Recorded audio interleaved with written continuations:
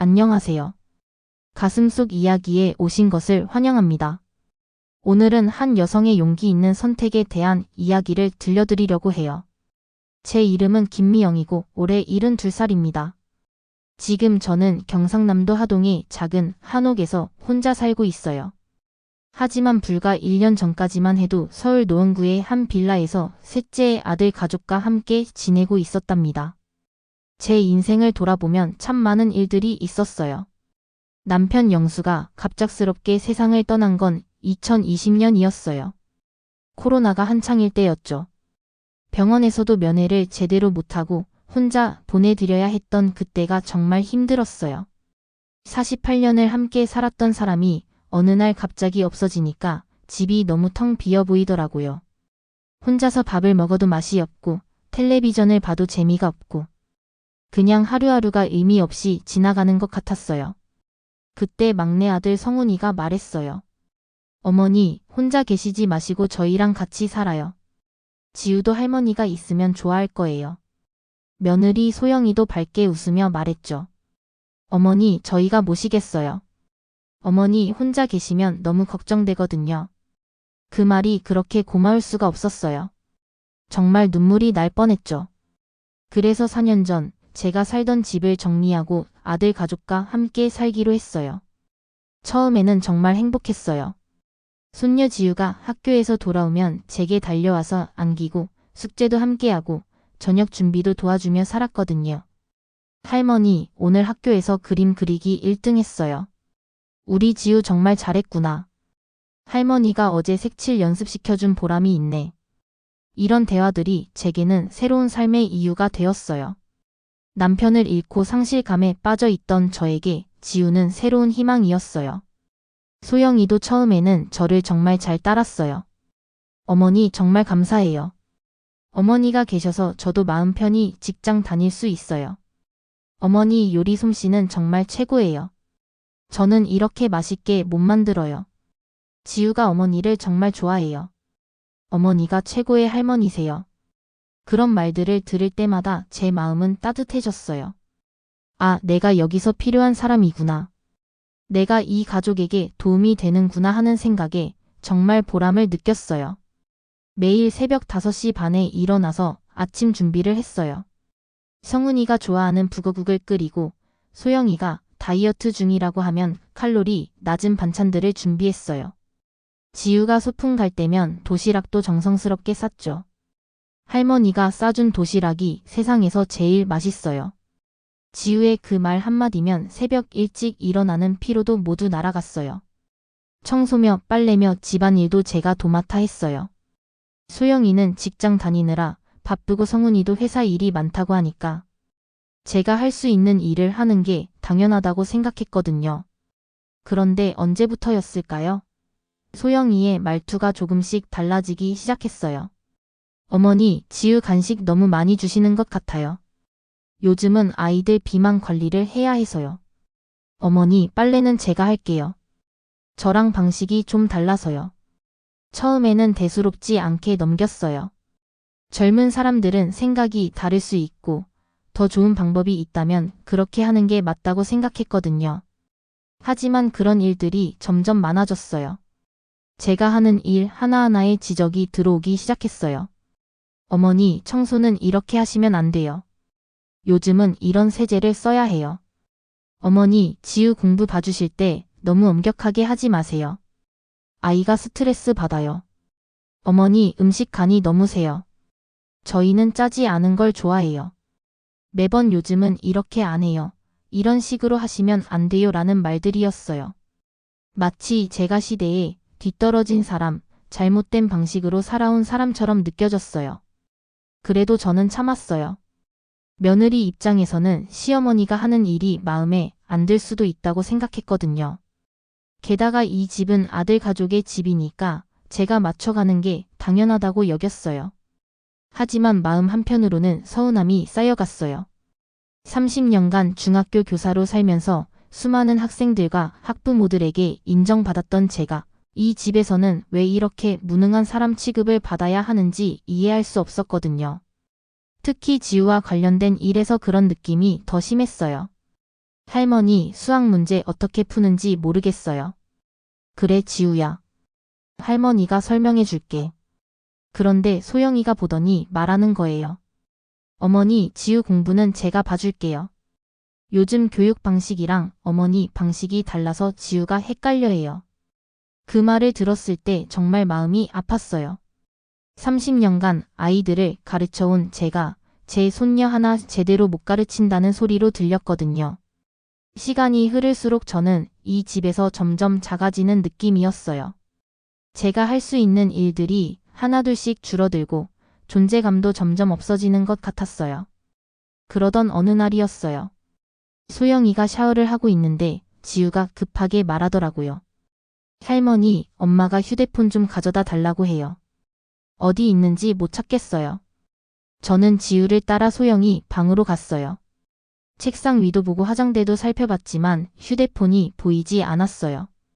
지우야, 할머니가 엄마 폰으로 전화해서 어디 있는지 찾아볼게. 제 휴대폰으로 소영이 번호로 전화를 걸었어요. 어디선가 휴대폰 벨소리가 들리기 시작했어요. 침대 밑에서 나는 소리였어요. 침대 밑을 들여다보니 휴대폰이 떨어져 있었어요. 저는 그걸 주워서 지우에게 건네주려고 했어요. 그런데 그 순간이었어요.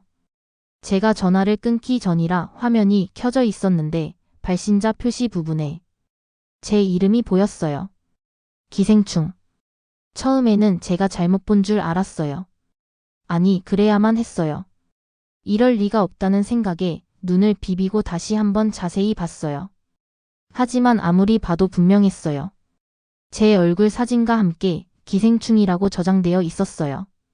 그 순간 머릿속이 하얗게 변했어요.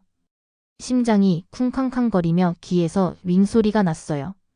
30년간 교사로 살면서 그 어떤 학부모에게도 받아본 적 없는 모독이었어요. 기생충. 남의 몸에서 영양분을 빼앗아 먹고 사는 벌레. 그게 바로 며느리가 생각하는 저의 모습이었던 거죠. 그날 밤 저는 한잠도 이루지 못했어요. 눈을 감으면 기생충이라는 글자가 빨간색으로 떠올랐어요. 천장을 바라보며 계속 생각했어요. 언제부터였을까? 언제부터 소영이는 저를 그렇게 생각하고 있었을까? 아침이 되자 저는 평소보다 일찍 부엌으로 나갔어요. 손이 떨려서 칼질도 제대로 안 됐지만 그래도 아침상을 차렸어요. 소영이가 나와서 인사를 했을 때 저는 그 아이의 얼굴을 똑바로 쳐다볼 수 없었어요. 어머니, 오늘 일찍 일어나셨네요. 응. 잠이 안 와서. 어머니, 혹시 몸이 안 좋으세요? 얼굴이 안 좋아 보여요. 그 말을 들은 순간 저는 속으로 웃음이 나왔어요. 몸이 안 좋냐고요? 당신이 저를 기생충이라고 생각하는데 몸이 좋을 리가 있나요? 그날부터 저는 소영이의 말과 행동을 다른 시각으로 보기 시작했어요. 예전 같으면 그냥 넘겼을 일들이 이제는 다르게 보였어요. 며칠 후 정말 충격적인 일을 발견했어요. 기생충이라는 이름을 본 후로 소영이가 정말 저를 어떻게 생각하는지 너무 궁금했거든요. 어느 날 소영이가 샤워를 하는 동안 거실 소파에 휴대폰을 또 두고 갔더라고요. 저는 마음을 먹고 그 휴대폰을 들었어요. 잠금 패턴은 예전에 지우가 여는 걸 봐서 이미 알고 있었으니까요. 화면에는 카카오톡 알림이 여러 개 떠 있었어요. 대학 동기 모임이라는 단체방에서 메시지가 계속 오고 있었어요. 처음에는 그냥 넘기려고 했는데 제 눈에 들어온 소영이의 메시지를 보고 정말 충격을 받았어요. 언니들, 나 진짜 스트레스 받아 죽을 것 같아. 우리 시어머니 때문에.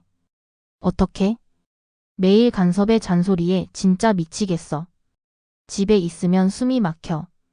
기생충처럼 붙어 있어서 언제 양로원이나 갈까 싶은데 너무 건강해서 20년은 더 살 것 같아.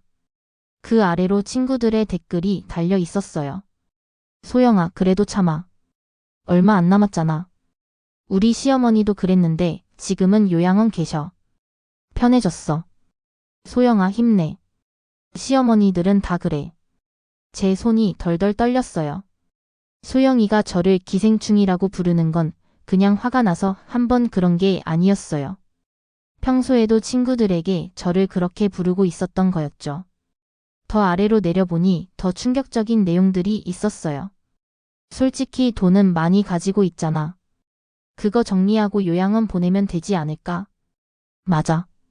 요즘 좋은 요양원 많던데. 소영아, 빨리 결정해. 나중에 더 힘들어져. 저는 이제야 깨달았어요. 소영이에게 저는 정말로 기생충이었어요. 하지만 제가 소영이에게 달라붙어서 뭔가를 빼앗는 기생충이 아니라 소영이가 저에게서 돈과 노동력을 빼앗고 있으면서도 저를 기생충이라고 부르는 거였어요. 그때부터 소영이의 모든 행동이 가식처럼 보였어요. 제가 청소를 하고 있으면 소영이가 지나가면서 한마디씩 했어요. 어머니, 거기는 제가 할게요. 어머니가 하시면 깨끗하게 안 돼요. 예전에는 내가 제대로 못했구나 하고 넘겼는데 이제는 다르게 들렸어요. 기생충은 청소도 제대로 못한다는 뜻으로요. 또 어떤 때는 제가 요리를 하고 있으면 어머니, 간 좀 봐주세요. 너무 싱거워요. 어머니, 이 반찬은 저희 입맛에 안 맞아요. 이런 말들이 이제는 기생충이 만든 음식은 맛없다는 의미로 들렸어요. 가장 견디기 힘든 건 지우와 관련된 일들이었어요. 할머니, 오늘 학교에서 친구랑 다퉜어요. 왜 다퉜니, 지우야? 그러면 소영이가 끼어들었어요. 어머니, 아이 일은 제가 처리할게요. 어머니가 개입하시면 더 복잡해져요. 그 말을 들을 때마다 가슴이 미어졌어요. 30년간 수많은 아이들의 고민을 들어주고 해결해줬던 제가 제 손녀 하나 돌볼 자격도 없다는 말로 들렸거든요. 며칠이 지나자 저는 이 집에서 점점 투명 인간이 되어가는 느낌이었어요. 아침에 일어나서 밥을 차려도 고맙다는 말 한마디 없고 청소를 해도 잘못했다는 지적만 있고 지우와 놀아줘도 방해된다는 눈빛만 받았어요. 그런데 정말 놀라운 건 소영이가 다른 사람들 앞에서는 완전히 다른 모습을 보인다는 거였어요. 친구들에게는 험담을 하면서 이웃들 앞에서는 효부 연기를 하고 있었던 거죠. 어느 날 아파트 통장이 집에 왔을 때였어요. 저는 부엌에서 설거지를 하고 있었는데 거실에서 들리는 대화가 귀에 들어왔어요. 소영씨, 시어머니랑 함께 사는 거 힘들지 않아요? 그러자 소영이가 말하더군요. 아니에요. 저희 어머니는 정말 좋으세요.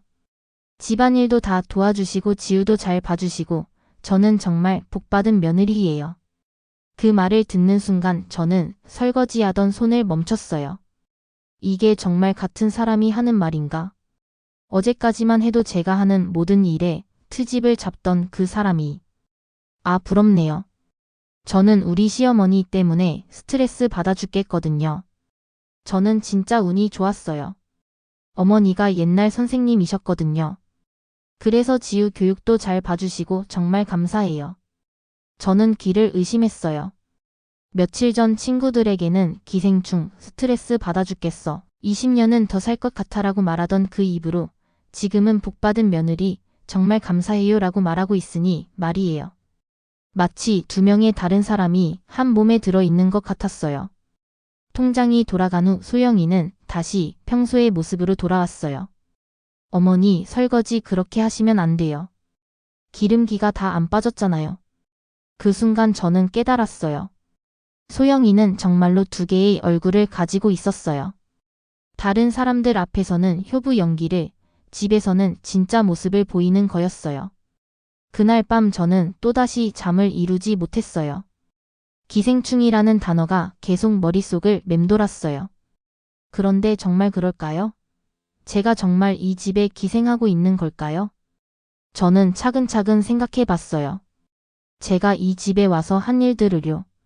매일 새벽 5시 반에 일어나서 아침 준비하기, 지우 아침 챙겨서 학교 보내기, 빨래하고 청소하기, 저녁 준비하기, 지우 숙제 봐주기. 이 모든 일들을 4년 동안 하루도 빠짐없이 해왔어요. 그리고 경제적으로도 제가 부담하는 게 많았어요. 이 집 전세금 3억 원 전부를 제가 냈거든요.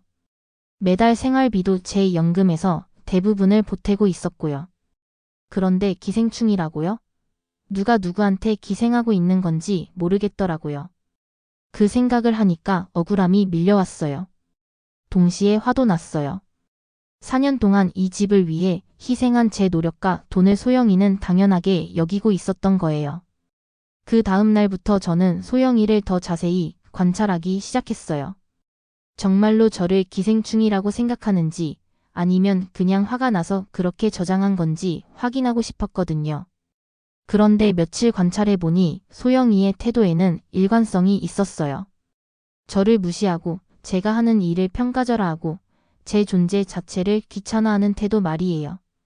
특히 지우와 관련된 일에서 그런 게 심했어요. 할머니, 이 문제 어떻게 풀어요? 응, 할머니가 봐줄게. 그러면 어김없이 소영이가 나타나서 지우야, 엄마한테 물어봐. 할머니는 요즘 공부법 모르셔. 이런 식으로 제가 끼어들 틈을 주지 않았어요.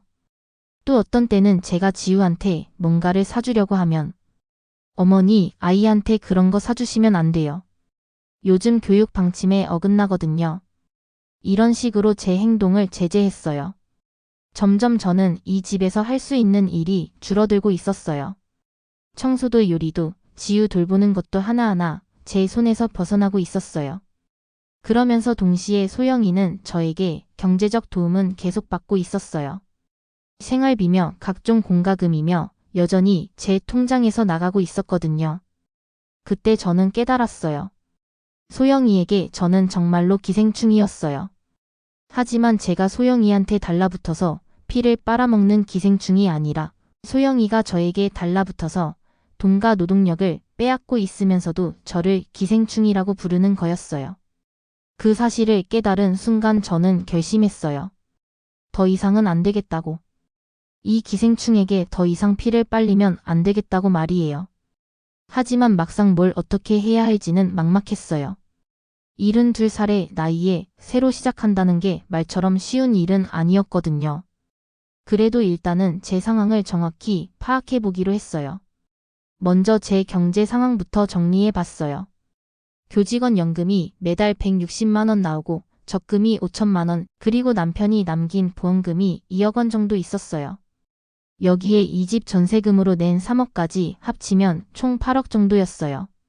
생각해보니 제가 가진 돈이 적지 않더라고요. 72살에 혼자 살기에는 충분한 금액이었어요. 다음으로는 제가 정말 이 집을 떠날 준비가 되어 있는지 스스로에게 물어봤어요. 4년 동안 정들었던 공간이고 무엇보다 지우를 떠나는 게 가장 힘들었어요. 하지만 지금 상황에서는 제가 있는 것보다 없는 게 모두에게 나을 것 같았어요. 소영이는 저를 기생충이라고 생각하고 성훈이는 아내 편만 들고 지우는 아직 어려서 상황을 이해하지 못하니까요. 그날부터 저는 조용히 계획을 세우기 시작했어요. 가장 먼저 한 일은 오랜 친구에게 전화를 거는 것이었어요. 박정희. 저와 30년간 같은 학교에서 근무했던 동료 교사였어요. 은퇴 후에도 가끔 연락을 주고받는 사이였죠. 여보세요, 정희야. 나 미영이야. 어머, 미영아. 오랜만이네. 어떻게 지내? 응. 그럭저럭. 정희야, 혹시 시간 될 때 만날 수 있을까? 상의할 일이 있어서. 그럼 물론이지. 언제든. 무슨 일인데? 전화로는 좀 그렇고 만나서 얘기할게. 이틀 후 저는 정희와 동네 카페에서 만났어요. 30년간 함께 일했던 동료 앞에서 제 속마음을 털어놓기는 처음이었어요. 정희야, 나 정말 힘들어. 정희는 제 표정을 보더니 심각한 얼굴이 되었어요. 무슨 일이야? 건강에 문제라도 있어? 건강은 괜찮은데 며느리 문제야. 저는 그동안 있었던 일들을 차근차근 설명했어요. 기생충이라고 저장된 일부터 시작해서 소영이의 이중적인 태도, 그리고 제가 느끼는 소외감까지 모든 걸 다 털어놨어요. 정희는 제 이야기를 끝까지 들어준 후 한참 동안 말이 없었어요. 미영아, 정말 힘들었겠다. 응, 정말 힘들어. 이럴 줄 알았으면 애초에 혼자 살 걸 그랬어. 그런데 미영아, 너 진짜 독립할 생각이야? 응. 더 이상은 못 견디겠어. 그런데 72살에 혼자 사는 게 가능할까? 정희는 잠시 생각하더니 말했어요. 미영아, 나도 작년에 비슷한 일 겪었어. 응? 너도? 우리 며느리가 나한테 요양원 알아보라고 하더라고. 아직 건강한데 말이야. 저는 깜짝 놀랐어요. 정희도 그런 일을 겪었다니. 그래서 어떻게 했어? 나는 혼자 살기로 했어. 작은 아파트 전세 얻어서 지금 혼자 살고 있어. 정말? 어때? 솔직히 말하면 너무 좋아. 훨씬 편해. 눈치 볼 필요도 없고 내 마음대로 살 수 있거든. 정희의 말을 들으니 용기가 났어요. 저보다 1살 많은 정희도 혼자 잘 살고 있다면 저도 할 수 있을 것 같았어요. 그런데 미영아, 너 돈은 얼마나 있어? 저는 제 경제 상황을 설명했어요. 어머, 그 정도면 충분하지. 나보다 훨씬 여유 있네. 정말? 나는 부족할까봐 걱정했는데. 무슨 소리야? 그 돈이면 작은 집 하나 사서 혼자 살기에 충분해. 게다가 연금도 나오잖아. 정희와 대화를 나누고 나니 마음이 한결 가벼워졌어요. 제가 혼자 살아갈 수 있다는 확신이 생겼어요. 정희야, 그런데 어디서 집을 구하면 좋을까? 글쎄, 서울은 너무 비싸니까 조금 외곽으로 나가는 게 어때? 지하철역 근처면 교통도 편하고. 그것도 그렇네. 아니면 아예 시골로 가는 것도 좋을 것 같은데. 공기도 좋고 집값도 싸고. 정희의 말에 저는 문득 고향 생각이 났어요.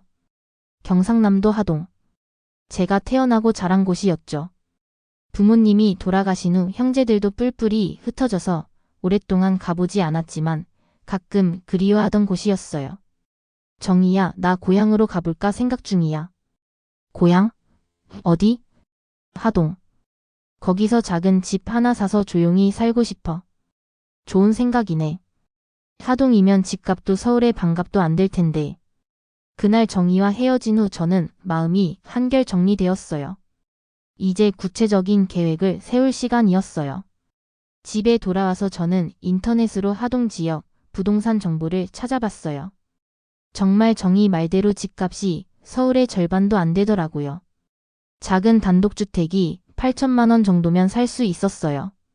그런데 인터넷으로만 보는 건 한계가 있었어요. 직접 가서 보는 게 좋겠다는 생각이 들었어요. 소영아, 내일 고향에 좀 다녀올게. 어머니, 갑자기요? 무슨 일이세요?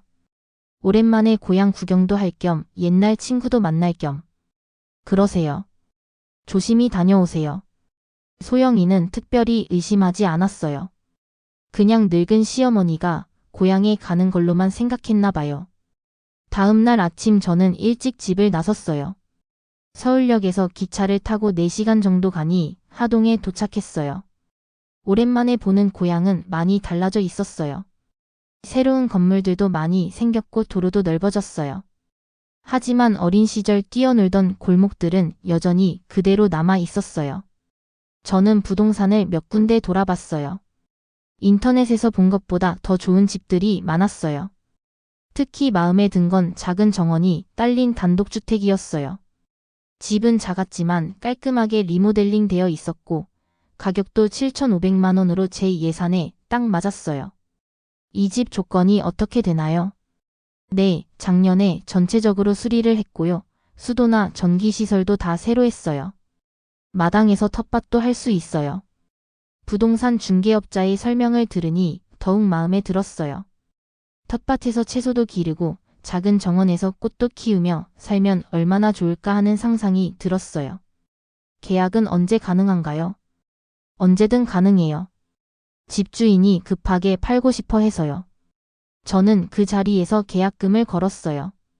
4년 동안 쌓인 스트레스와 억울함이 한순간에 해소되는 느낌이었어요. 일주일 후에 잔금 치를게요. 네, 알겠습니다. 고향에서 돌아오는 기차 안에서 저는 창밖 풍경을 바라보며 생각했어요. 이제 정말 새로운 시작이구나. 더 이상 누구 눈치 보지 않고 제 마음대로 살 수 있겠구나. 서울에 도착해서 집에 들어가니 소영이가 저녁 준비를 하고 있었어요. 어머니, 고향은 어떠셨어요? 응, 좋더라. 많이 변했지만 그래도 정겹더라고. 그러시겠어요. 오늘 저녁은 제가 했으니까 편히 쉬세요. 소영이가 저녁을 해줬다고 하니 고마웠지만 한편으로는 이상했어요. 평소 같으면 제가 저녁 준비를 당연하게 여겼는데 말이죠. 혹시 제가 고향에 다녀온 걸 의심하고 있는 건 아닐까요? 저녁을 먹으면서 소영이가 말했어요. 어머니, 고향에서 뭐 하셨어요? 친구분은 만나셨고요? 응. 중학교 동창도 만나고 옛날 우리 집터도 구경하고 그랬지. 그러셨구나. 그런데 어머니, 요즘 표정이 많이 밝아지신 것 같아요. 그 말에 저는 깜짝 놀랐어요. 설마 제가 뭔가 계획하고 있다는 걸 눈치챈 건 아닐까요? 그래? 고향 공기를 마셔서 그런가 보다. 네, 확실히 기분이 좋아 보이세요. 그날 밤 저는 구체적인 계획을 세우기 시작했어요. 하동집 잔금은 일주일 후에 쳐야 하고, 그러려면 이 집 전세금도 정리해야 했어요. 하지만 가장 중요한 건 아무도 모르게 진행하는 것이었어요. 다음 날 아침 저는 평소보다 일찍 일어나 은행에 갔어요. 제가 가지고 있는 돈을 안전하게 정리해야 했어요. 고객님, 무엇을 도와드릴까요? 제 계좌를 정리하고 싶어서요. 여러 곳에 분산되어 있는 돈을 하나로 모으고 싶어요. 담당 직원은 제 신분증을 확인한 후 말했어요. 어떤 업무를 원하시는 건가요? 교직원 연금 통장, 적금, 보험금 계좌가 따로따로 되어 있거든요. 하나로 정리하고 보안도 강화하고 싶어요. 저는 차근차근 업무를 처리했어요. 연금 160만 원씩 들어오는 계좌, 적금 5천만 원, 보험금 2억 원이 있던 계좌들을 하나로 정리했어요. 비밀번호도 새로 설정하고 하동집 잔금 7,500만 원도 따로 준비해뒀어요. 은행에서 나오면서 저는 이상한 기분이 들었어요. 제가 가진 돈이 거의 6억 가까이 되는데 여기에 지금 살고 있는 집 전세금까지 합치면 9억이 넘어요. 이 나이에 이 정도 재산이면 어디서든 당당하게 살 수 있을 텐데 왜 그동안 눈치를 보며 살았을까요? 집에 돌아오니 소영이가 청소를 하고 있었어요. 어머니, 어디 다녀오셨어요? 응, 은행 좀 갔다 왔어. 은행요? 무슨 일이세요? 별거 아니야. 적금 만기되어서 정리하는 거. 소영이는 제 대답에 별다른 의심 없이 고개를 끄덕였어요. 하지만 저는 소영이의 눈빛에서 뭔가 다른 걸 느꼈어요. 예전 같으면 제가 은행에 간다고 해도 관심도 없었을 텐데 오늘은 유독 신경 쓰는 것 같았거든요. 그날 오후 저는 집주인에게 전화를 걸었어요. 여보세요. 김미영입니다. 어제 전세금 관련해서 문의드렸던 사람인데요. 아, 네. 선생님, 계약 해지하고 싶으시다고 하셨죠? 네, 맞아요. 언제쯤 정리가 가능할까요? 전세 기간이 아직 1년 정도 남았는데 급하게 나가셔야 하는 이유가 있으신가요? 저는 잠시 망설였어요. 진실을 말할 수는 없었으니까요. 고향으로 이사를 가게 되어서요. 아, 그러시구나. 그럼 한 달 정도 시간을 주시면 새로운 세입자를 구해서 정리해 드릴게요. 감사합니다. 전화를 끊고 나니 마음이 한결 가벼워졌어요. 이제 정말로 구체적인 계획이 잡혔어요. 한 달 후면 이 집을 떠날 수 있겠구나. 그런데 그날 저녁 뜻밖의 일이 벌어졌어요. 소영이가 갑자기 제게 말을 걸어왔어요. 어머니, 혹시 요즘 몸이 안 좋으세요? 응? 왜? 자꾸 외출하시고 뭔가 준비하시는 것 같아서요. 혹시 병원 검사라도 받으셨나요? 그 말을 듣는 순간 등골이 오싹했어요. 소영이가 제 행동을 관찰하고 있었던 거예요. 별거 아니야. 그냥 오랜만에 나가는 일이 좀 생겨서. 그런가요? 그럼 다행이고요. 하지만 소영이의 표정에서 뭔가 의심스러운 기색을 느꼈어요. 혹시 제가 뭔가 계획하고 있다는 걸 눈치챈 건 아닐까요? 그날 밤 저는 더 조심해야겠다고 생각했어요. 소영이가 의심하기 시작하면 계획이 틀어질 수도 있으니까요. 며칠 후 정말 예상치 못한 일이 벌어졌어요. 바로 하동집 잔금을 치르러 가는 날 아침이었어요. 지우가 갑자기 열이 나서 병원에 가야 했어요. 소영이는 출근해서 집에 없었고 급한 마음에 소영이에게 전화를 걸었는데 또 휴대폰 벨소리가 집에서 들렸어요. 또 폰을 두고 갔나? 저는 소영이의 휴대폰을 찾으러 갔어요. 이번에는 침실 화장대 위에 놓여 있었어요. 지우 때문에 급해서 그냥 폰을 들었는데 화면에 카카오톡 알림이 떠 있었어요. 그런데 그 내용을 보는 순간 저는 정말 충격을 받았어요. 언니들, 우리 시어머니 요즘 더 이상해. 자꾸 외출하고 은행도 가고. 어떻게 이상한데? 뭔가 계획하는 것 같아. 혹시 치매 초기 증상 아닐까? 그럴 수도 있겠네. 소영아, 돈 관리 못하게 해야 하는 거 아니야? 나중에 큰일 날 수도 있어. 맞아. 후견인 신청 알아봐야겠어. 재산 관리하기 전에. 소영아, 솔직히 치매 아니어도 치매인 척하면 되잖아. 요양원 보내고 재산 정리하는 게 나중을 위해서도 좋을 것 같은데. 제 손이 덜덜 떨렸어요. 소영이는 저를 치매 환자로 만들려고 하고 있었던 거예요. 그래서 제가 요양원에 가게 되면 재산을 관리하겠다는 속셈이었던 거죠. 할머니, 괜찮으세요? 지유가 걱정스럽게 저를 바라봤지만 저는 말할 수가 없었어요. 이 아이의 엄마가 할머니를 이렇게 생각하고 있다는 걸 어떻게 설명할 수 있을까요? 그 순간 저는 깨달았어요. 소영이는 처음부터 제 재산을 노리고 있었던 거예요. 기생충이라고 부르면서도 정작 제 돈에는 기생충처럼 달라붙어 있었던 거죠. 그날 밤 저는 더 이상 망설일 이유가 없다고 확신했어요. 이 집을 그냥 떠나는 게 아니라 떠나야 할 이유가 생긴 거였어요. 다음 날 아침 저는 정희에게 전화를 걸었어요. 정희야, 계획을 앞당겨야 할 것 같아. 갑자기 왜? 어제 또 충격적인 걸 봤어. 소영이가 친구들한테 나를 치매 환자로 만들어서 요양원에 보내려고 한다는 얘기를 하더라고. 어머 세상에. 그런 악질이 다 있어? 정희야, 나 정말 무서워. 이러다가 정말로 치매 환자 되는 거 아닐까? 미영아, 진정해. 그런 일은 절대 안 일어나. 네가 멀쩡한데 누가 뭘 어떻게 하겠어? 그래도 불안해. 빨리 여기서 나가고 싶어. 알겠어. 그럼 하동집 잔금 언제 치르기로 했다고? 이번 주 금요일. 좋아. 그럼 그날부터 본격적으로 이사 준비 시작하자. 정희와 통화를 마치고 나니 마음이 좀 진정됐어요. 이제 정말 며칠 남지 않았어요. 조금만 더 참고 견디면 이 지옥 같은 상황에서 벗어날 수 있을 거예요. 하지만 그날부터 뭔가 눈치를 챈 건지 소영이의 감시가 더욱 심해졌어요. 제가 외출할 때마다 어디 가는지 묻고 전화를 받을 때도 옆에서 귀를 기울였어요. 어머니, 오늘은 어디 가세요? 약국 좀 가려고. 약국요? 무슨 약을 사시는데요? 소화제 좀 사려고. 그럼 제가 사다 드릴게요. 이런 식으로 제 행동을 제한하려고 했어요. 마치 감시당하는 기분이었어요. 드디어 하동집 잔금을 치르러 가는 날이 왔어요. 그날도 평소처럼 아침 준비를 했어요. 그래도 이렇게 차려줄 일도 얼마 안 남은 아침상이라는 생각에 더욱 정성을 들였어요. 소영이가 좋아하는 계란찜도 만들고 성훈이가 좋아하는 김치찌개도 끓였어요. 어머니, 오늘 아침도 정말 맛있어요.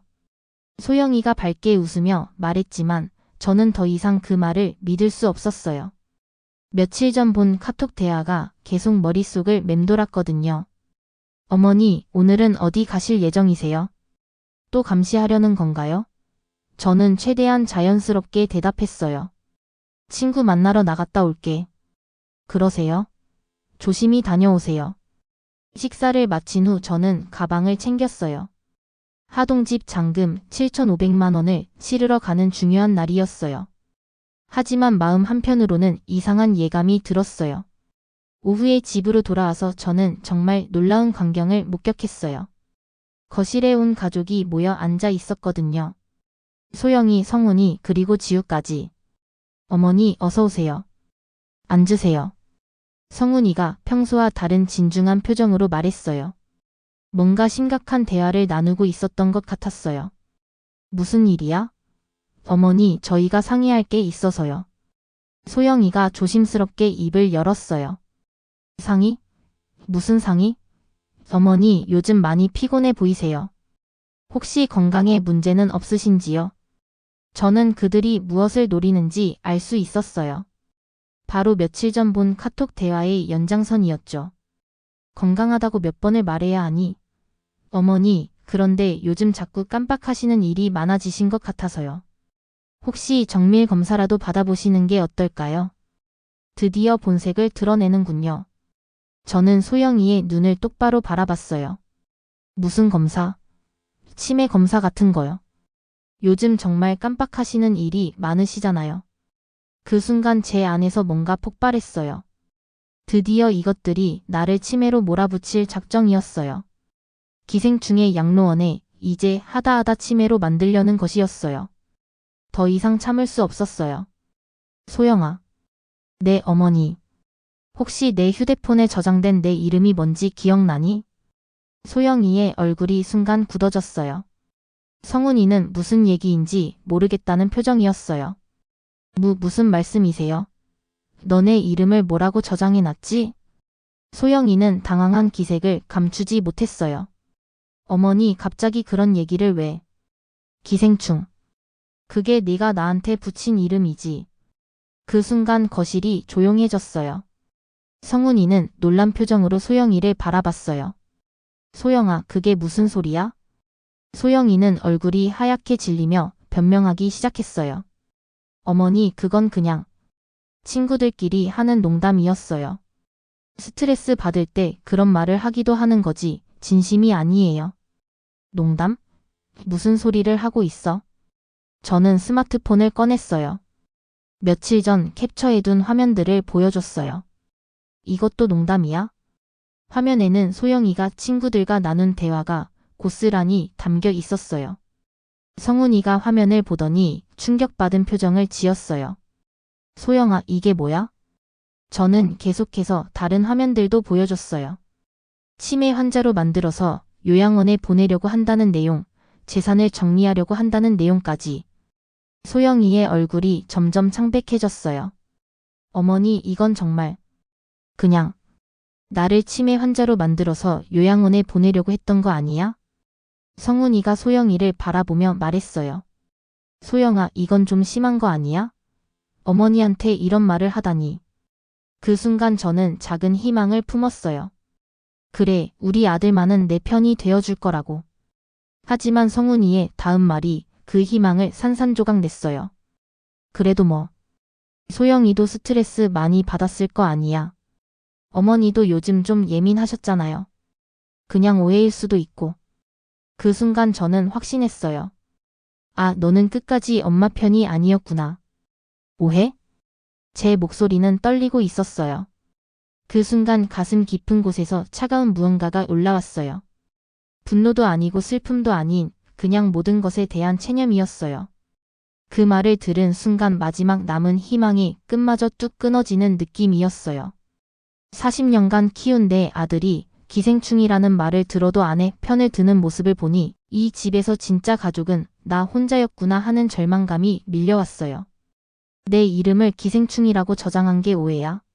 친구들한테 나를 치매 환자로 만들어서 요양원에 보내겠다고 한 게 오해라고? 어머니, 너는 그걸 보고도 아직 그 아이 편을 드는 거야? 성훈이는 말없이 고개를 숙였어요. 소영이의 손을 잡으며 더 이상 말하지 않았어요. 그 모습을 본 순간 저는 마음속에서 뭔가 완전히 끊어지는 소리를 들었어요. 소영이가 눈물을 흘리며 말했어요. 어머니, 정말 죄송해요. 제가 잘못했어요. 그런 말 한 거 정말 후회돼요. 후회한다고요? 저는 차갑게 웃었어요. 너는 정확히 뭘 잘못했는지도 모르고 있어. 그때 저는 가방에서 서류 봉투를 꺼냈어요. 미리 준비해둔 것들이었어요.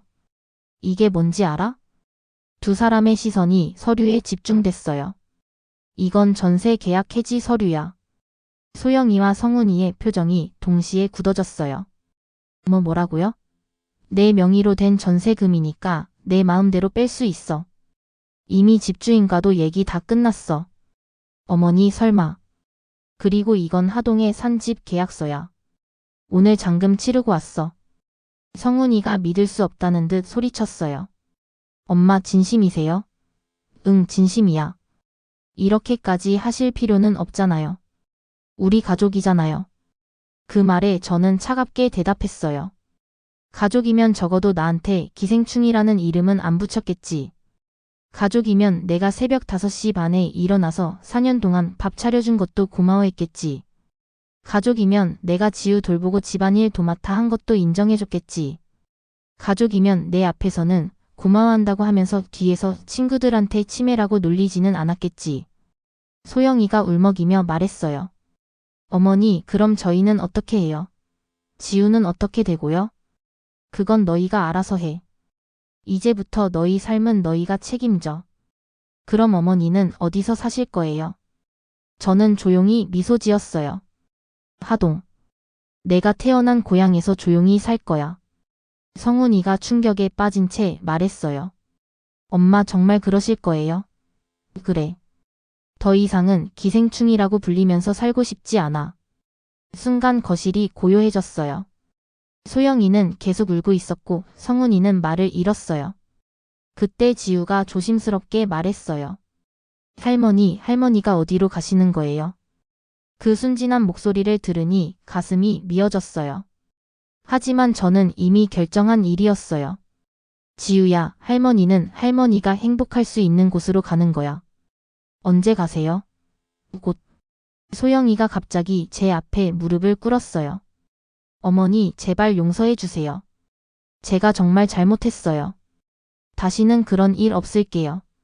하지만 저는 더 이상 그 말을 믿을 수 없었어요. 소영아, 너는 지금도 뭘 잘못했는지 모르고 있어. 그냥 미안하다는 말로 모든 게 해결될 거라고 생각하고 있지. 소영이가 계속 울며 매달렸어요. 어머니, 제발이요. 제발 한 번만 더 기회를 주세요. 정말 다시는 그런 일 없을게요. 기회? 저는 차갑게 웃었어요. 4년 동안 기회가 얼마나 많았는데. 매일 아침 내가 밥상 차려줄 때, 지우 돌봐줄 때, 청소하고 빨래할 때마다 고마워할 기회가 얼마나 많았어. 성훈이가 급히 말했어요. 엄마, 그래도 이렇게까지 하실 필요는 없잖아요. 소영이도 진심으로 반성하고 있고요. 너는 좀 닥쳐. 따지고 보면 네가 더 나빠. 마누라가 시어미를 이따위로 보는 건 네가 그만큼 이 어미의 존중과 존경을 지켜주지 못한 거야. 저는 다시 소영이를 똑바로 바라봤어요. 너는 지금도 뭘 잘못했는지 몰라. 그냥 들켜서 미안할 뿐이지. 소영이가 흐느끼며 말했어요. 아니에요, 어머니. 정말 제가 잘못 생각했어요.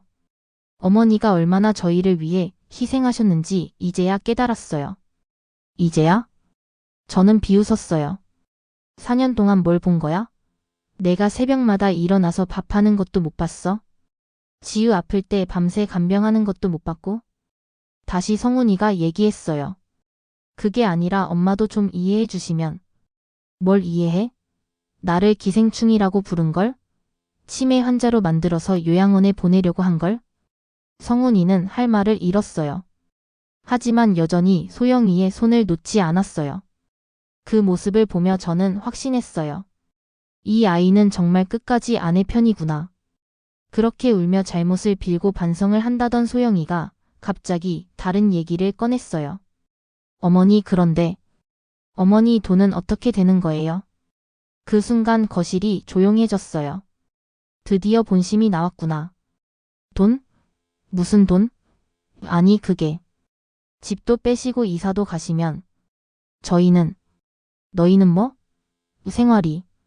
지우 교육비도 있고. 저는 그제야 깨달았어요. 소영이는 지금까지도 제 돈을 당연하게 생각하고 있었던 거예요. 아, 그래. 너는 지금까지 내 돈으로 살면서 나를 기생충이라고 불렀구나. 어머니, 그게 아니라. 그게 뭐가 아니야? 이 집 전세금도 내 돈 3억, 매달 생활비도 내 연금에서 대부분. 그러면서 나한테 기생충이라고 했잖아. 성훈이가 당황하며 말했어요. 엄마, 그건 저희가 몰랐어요. 몰랐다고?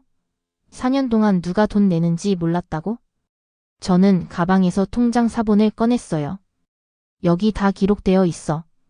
지난 4년간 내가 얼마나 냈는지. 두 사람이 서류를 보더니 얼굴이 하얗게 변했어요.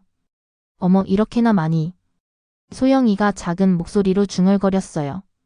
그래, 이렇게나 많이. 그런데도 나는 기생충이었어. 그때 지우가 갑자기 울음을 터뜨렸어요. 할머니가 가면 나는 누가 돌봐줘요. 그 말에 제 가슴이 찢어질 것 같았어요. 하지만 이미 늦었어요. 지우야, 엄마가 돌봐줄 거야. 하지만 할머니가 더 좋아요. 할머니 도시락이 제일 맛있어요. 소영이가 지우를 달래며 말했어요. 지우야, 엄마가 더 맛있게 해줄게. 하지만 지우는 계속 울었어요. 싫어요. 할머니 도시락이 좋아요. 그 모습을 보니 정말 마음이 아팠어요. 하지만 저는 마음을 굳혔어요. 그날 밤부터 집안 분위기는 완전히 달라졌어요. 아들과 며느리는 집이 정리되기 전에 어떻게든 제 마음을 돌리려 했어요. 소영이는 제게 극진히 잘해주기 시작했어요. 어머니, 오늘 날씨가 좋네요. 산책이라도 하실까요? 어머니, 제가 어깨 마사지 해드릴까요? 어머니, 건강이 제일 중요해요. 스트레스 받지 마세요. 그 모습을 보며 저는 생각했어요. 아, 이 아이는 정말 끝까지 연기를 하는구나. 하지만 이미 늦었어요. 제가 봤던 모든 것들, 들었던 모든 말들이 지워지지 않았거든요. 성훈이도 마찬가지였어요. 엄마, 소영이가 진심으로 반성하고 있어요. 한 번만 더 기회를 주시면 안 될까요?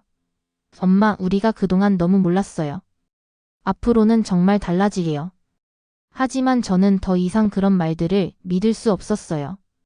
며칠이 지나자 소영이의 태도에서 조급함이 느껴지기 시작했어요. 어머니, 정말로 이사 가실 거예요? 응. 언제요? 곧. 그럼. 저희는 어디서 살아야 해요? 그건 너희가 알아서 해. 어머니, 너무하세요. 지우도 있는데. 지우는 너희 딸이잖아.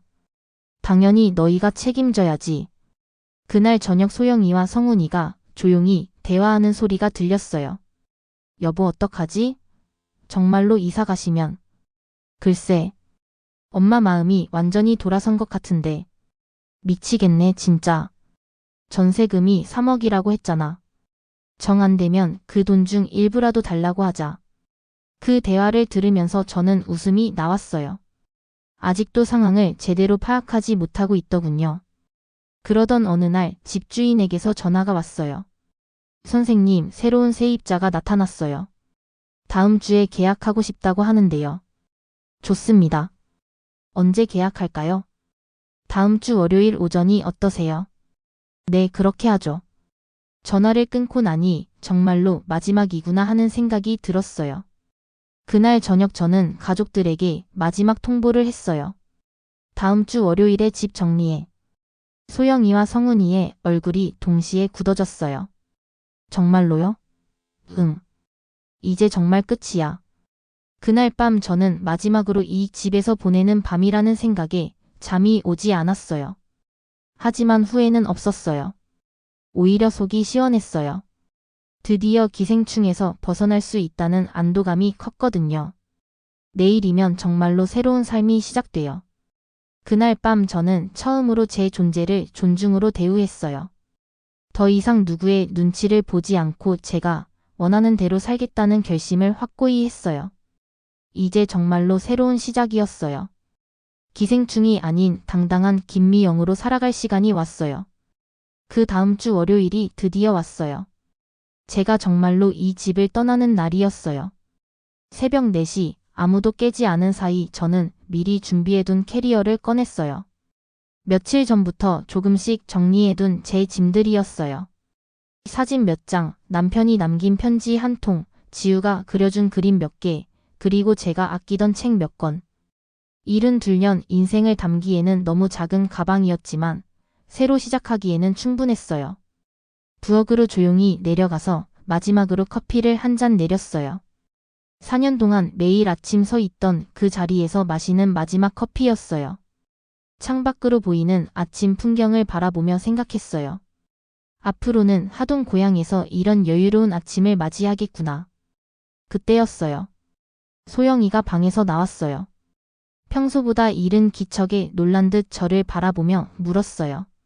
어머니, 이게 뭐예요? 저는 대답하지 않았어요. 그저 차분하게 말했죠. 오늘 이사 가는 날이야. 소영이의 얼굴이 하얗게 질렸어요. 아니, 어머니. 그건 그냥 하신 말씀인 줄 알았어요. 진짜로 가시는 거예요? 그래. 오늘이 마지막 날이야. 이 집은 이제 내 집이 아니야. 그 소리에 성훈이도 잠에서 깼는지 거실로 나왔어요. 엄마, 무슨 일이에요? 짐은 왜? 설마 진짜 이사? 저는 고개를 끄덕였어요. 그래. 오전에 집 정리하고 후에는 하동으로 떠날 거야. 소영이가 그제서야 사태의 심각성을 깨닫고 제 앞에 무릎을 꿇었어요. 어머니, 제발, 제발 가지 마세요. 제가 잘못했어요. 진짜 잘못했어요. 앞으로는 절대 그런 일 없을게요. 제발이요. 울고불고 사정하는 소영이의 모습을 보니 4년 전 이 집에 처음 왔을 때가 생각났어요. 그때도 이렇게 애절하게 저를 모시겠다고 했었죠. 성훈이는 그 옆에서 어쩔 줄 몰라 하다가 결국 말했어요. 엄마, 그냥 한 번만 더 생각해보면 안 될까요? 우리가 그동안 좀 무심했던 건 사실이지만 그래도 이건 너무 갑작스럽잖아요. 저는 아들을 바라봤어요. 갑작스럽다고? 4년 동안 나를 기생충이라고 부르면서 살았는데 갑작스럽다고? 엄마, 소영이도 진심으로 후회하고 있어요. 제가 보기에도 정말 반성하고 있거든요. 그 말을 듣는 순간 저는 화가 치밀었어요. 후회한다고? 반성한다고? 들켜서 미안한 거지 진짜 잘못했다고 생각하는 건 아니야. 소영이가 흐느끼며 말했어요. 아니에요, 어머니. 정말 제가 잘못 생각했어요.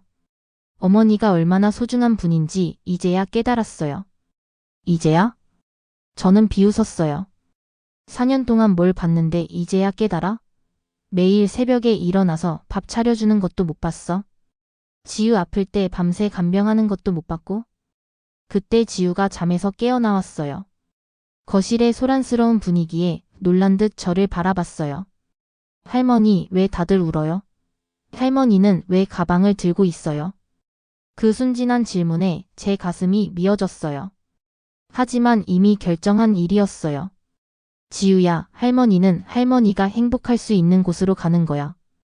어디로 가요? 나도 같이 갈래요. 지우야, 너는 엄마 아빠랑 있어야 해. 싫어요. 할머니랑 같이 있을래요. 지우가 제 다리를 붙잡고 울기 시작했어요. 그 모습을 보니 정말 마음이 찢어질 것 같았어요. 저는 가방을 들고 현관으로 향했어요. 뒤에서 소영이의 울음소리와 지우가 할머니를 부르는 소리가 들렸지만 뒤돌아보지 않았어요. 할머니, 할머니. 지우의 목소리가 가장 힘들었어요. 하지만 저는 계속 걸었어요. 현관문을 열고 나서면서 저는 마지막으로 말했어요. 잘 살아. 나 없이도. 그리고 문을 닫았어요. 계단을 내려가는 동안 집 안에서 소영이의 울음소리가 들렸고 성훈이의 발걸음 소리도 들렸지만 결국 아무도 저를 따라오지는 않았어요. 아파트 입구에서 택시를 잡았어요. 어디로 가실까요? KTX 광명역 부탁합니다. 택시가 움직이기 시작하자 저는 창밖으로 지난 4년간 살았던 아파트를 바라봤어요. 이제 정말 끝이구나. 그날 저는 제 인생을 걸고 떠났어요. 더 이상 기생충이 아닌 당당한 김미영으로 살기 위해서요. 그렇게 하동에 내려온 지 벌써 8개월이 지났어요. 그동안 아들 성훈이와 며느리 소영이의 전화는 수백 통이 넘게 걸려왔어요. 하지만 단 한 통도 받지 않았어요. 처음 한 달 동안은 하루에 20번도 넘게 전화가 왔어요. 소영이, 성훈이, 심지어 지우 이름으로도 전화가 걸려왔어요. 하지만 저는 모두 무시했어요. 문자는 가끔 확인했어요. 읽기만 하고 답장은 하지 않았어요. 그 내용은 온갖 사정의 말들이 가득했어요. 엄마, 너무 죄송해요. 소영이가 진심으로 후회하고 있어요. 어머니, 제발 한 번만 연락 주세요. 정말 잘못했어요. 할머니 보고 싶어요. 언제 돌아와요? 엄마, 지우가 매일 할머니를 찾아요. 우리 한 번만 만나줘요. 하지만 그건 제가 떠나기 전에도 수없이 들었던 말들이었죠. 결국 변한 건 없었어요. 하동에서의 삶은 생각보다 훨씬 더 자유롭고 평화로웠어요. 작은 정원이 딸린 집에서 혼자 사는 게 이렇게 좋을 줄 몰랐어요. 아침에 일어나면 아무도 눈치 볼 필요 없이 제가 원하는 시간에 일어날 수 있었어요. 새벽 5시 반에 억지로 일어나서 남들 밥 차릴 필요도 없고 하고 싶지 않은 집안일을 억지로 할 필요도 없었어요. 정원에 작은 텃밭을 만들어서 상추며 고추며 방울토마토를 심었어요. 도시에서는 해볼 수 없었던 일이었죠. 매일 아침 물을 주고 자라는 모습을 보는 게 이렇게 즐거울 줄 몰랐어요. 동네 사람들도 친절했어요. 옆집 할머니는 제가 혼자 산다는 걸 알고 가끔 반찬을 가져다 주셨고, 앞집 아주머니는 텃밭 기르는 법을 알려주셨어요. 미영 씨, 서울에서 오셨다면서요? 여기 어때요? 네, 정말 좋아요. 공기도 맑고 조용하고. 혼자 사시는 거 외롭지 않으세요? 전혀요. 오히려 더 편해요. 정말 그랬어요. 외롭기는커녕 오히려 더 자유로웠어요. 며칠 전에는 동네 경로당에서 제게 아이들 한글 교실을 해달라고 부탁하더군요. 30년간 교사로 살았던 경험을 살려서 동네 아이들을 가르치기 시작했어요. 선생님, 오늘도 재미있는 이야기 해주세요. 우와, 받아쓰기를 이렇게 잘하다니 정말 대단하구나. 아이들과 함께하는 시간이 정말 즐거웠어요. 서울에서는 손녀 하나 제대로 가르치지 못한다고 눈치를 받았는데 여기서는 제 경험을 인정받고 있었거든요. 그런데 정말 웃긴 건 제가 떠나고 나서야 비로소 그들이 제가 얼마나 많은 일을 해줬는지 깨달았다는 거예요. 2달 전쯤 성훈이에게서 긴 문자가 왔었어요. 엄마가 떠나고 나서야 엄마가 얼마나 많은 일을 해주셨는지 알겠어요. 소영이와 저는 곧바로 작은 원룸으로 이사했어요. 그 문자를 읽으면서 저는 씁쓸하게 웃었어요. 그제야 깨달았다니. 둘 다 큰 충격 속에서 서로를 원망하며 다투기 시작했어요. 내가 엄마한테 그렇게 했으니까 이렇게 됐다고. 너도 그때 내 편 들었으면서 뭔 소리냐고. 그리고 지금은 별거 중이에요. 별거라니. 그럴 줄 알았어요. 진짜 어려움이 닥치면 서로 탓하기 바쁠 거라고 생각했거든요. 지우는 이제 동네 어린이집에 맡겨지고 있어요. 도시락도 없고 간식도 없고 엄마가 해주시던 그 따뜻한 보살핌도 없이 말이에요. 그 대목에서 제 마음이 아주 잠깐 흔들렸어요. 지우 때문이었어요. 아이는 죄가 없으니까요. 하지만 그뿐이었어요. 제 손녀라는 사실보다는 소영이와 성훈이의 아이예요. 나중에 커서 이해해 줄 거라 믿었어요. 1달 전에는 더 긴 문자가 왔어요. 엄마, 소영이가 회사에서 잘렸어요. 스트레스 때문에 일에 집중을 못한다고 하더라고요. 저도 회사에서 승진해서 밀렸어요. 집안일과 지우 돌보는 일 때문에 야근을 못하거든요. 그제야 제가 얼마나 많은 일을 해줬는지 깨달은 모양이에요. 소영이가 마음 편히 일할 수 있었던 건, 성훈이가 야근할 수 있었던 건 모두 제가 뒤에서 모든 걸 도맡아 했기 때문이었거든요. 엄마 정말 죄송해요. 엄마가 얼마나 소중한 분이셨는지 이제 알겠어요. 저는 더 이상 그런 말에 흔들리지 않았어요. 이미 늦었거든요. 어제는 지우가 직접 쓴 편지가 왔더군요. 서툰 글씨로 적힌 편지였어요. 할머니 보고 싶어요. 할머니 도시락이 제일 맛있었어요. 엄마 도시락은 맛없어요. 할머니 언제 와요? 그 편지를 읽으니 가슴이 먹먹해졌어요. 하지만 저는 마음을 다잡았어요. 그 아이를 위해서라도 제가 흔들리면 안 된다고 생각했거든요. 지금 저는 정말 행복해요. 아침에 일어나서 텃밭에 물을 주고 동네 할머니들과 차 한잔 마시며 이야기하고 아이들 한글 교실에서 가르치는 일상이 너무 소중해요. 가장 좋은 건 더 이상 기생충이라고 불리지 않는다는 거예요. 여기서는 그냥 미영 선생님이에요. 존중받는 사람이에요. 어젯밤에는 동네 이장님이 오셔서 말씀하시더군요. 선생님, 우리 동네에 오셔서 정말 고마워요. 아이들이 선생님 수업을 정말 좋아하거든요. 제가 더 고마워요.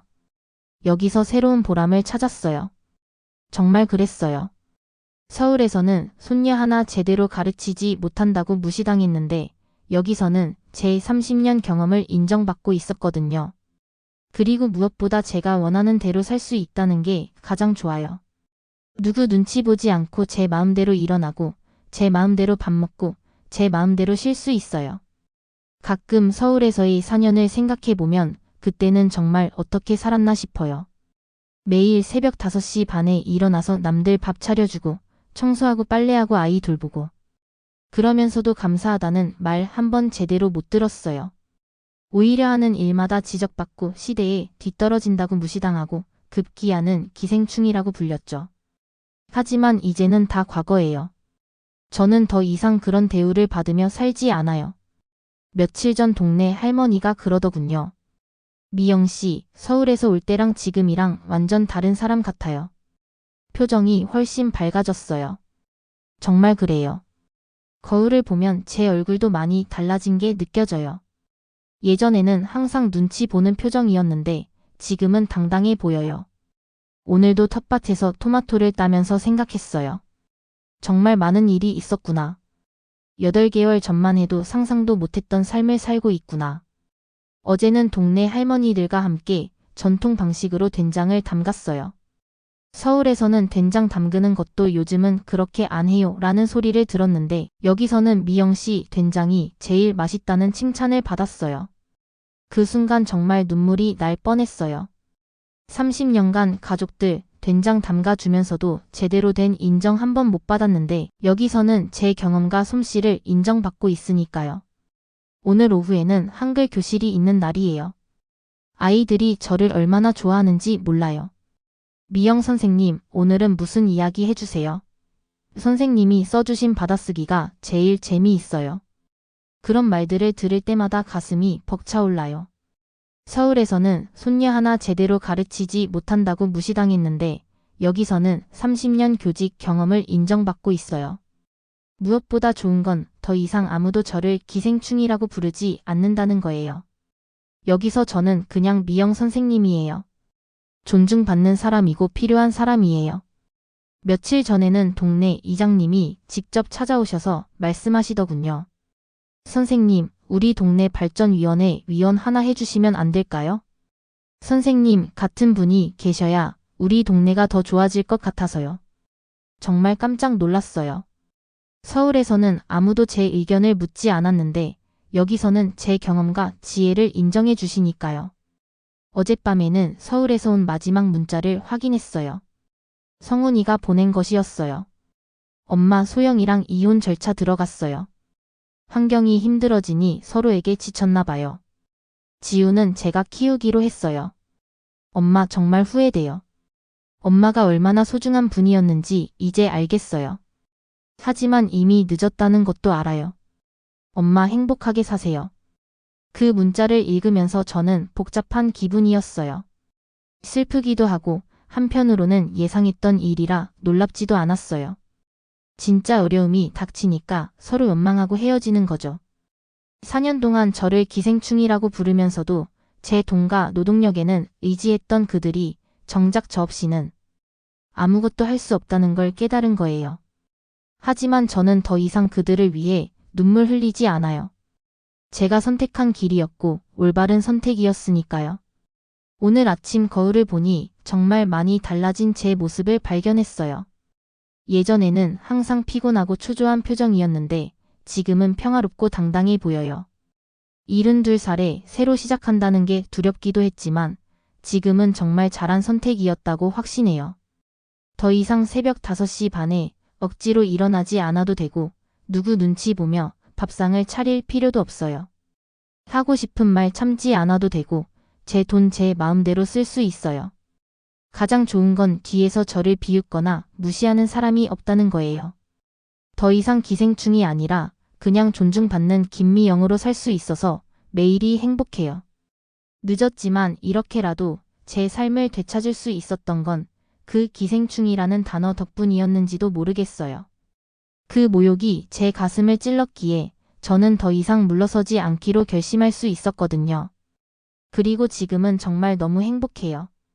지난주에는 서울에서 정희가 놀러왔어요. 저와 같은 길을 택했던 그 친구 말이에요. 미영아 정말 잘 산다. 표정이 완전히 달라졌어. 그래? 나도 그런 것 같아. 맞아. 예전엔 항상 눈치 보는 표정이었는데 지금은 정말 당당해 보여. 정희의 말을 들으니 정말 뿌듯했어요. 제가 올바른 선택을 했다는 확신이 들었거든요. 오늘 제 이야기를 끝까지 들어주셔서 정말 감사해요. 혹시 지금 이 영상을 보시면서 마음속에 억눌린 분노와 눈물이 있는 분이 계시다면 꼭 기억해 주세요. 존중받지 못하는 곳에서 떠나는 건 절대 이기적인 행동이 아니에요. 오히려 용기 있는 결단이에요. 나이가 많다고 가족이라고 참아야 한다고 생각하지 마세요. 여러분도 존중받을 자격이 있는 소중한 사람이에요. 늦었다고 생각되는 그 순간이 바로 시작해야 할 때일지도 몰라요.